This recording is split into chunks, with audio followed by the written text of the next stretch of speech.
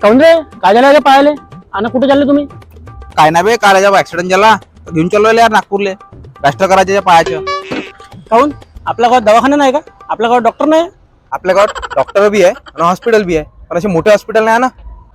कोण म्हणते आपल्या गावात हॉस्पिटल नाही? तू बस मग गाडीवर, चाल मी तुला दाखवतो. बस.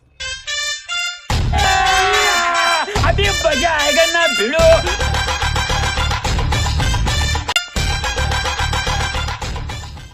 चल उतर. अबे मला इथं काय आणलं तू ना, हे तर संजीवनी हॉस्पिटल आहे. इथं तर डिलिव्हरी होते, मग आता पाय तुटलाय ना. अबे कोण म्हणते इथं फक्त डिलिव्हरी होते? अबे डिलिव्हरीच्या व्यतिरिक्त बी अजून उपचार बी होते. ते पाय. चल अंदर, मी तुला दाखवतो. और अभी तो रुको, क्लाइमैक्स अभी बाकी. ऑर्थो, इथं ऑर्थो होते. ऑर्थो म्हणजे हाताच्या पायाच्या हड्डीच्या संबंधित ऍक्सिडेंटल केस, प्लॅस्टर वॅक्स्टर काही बी राहिलं सगळं इथं होते.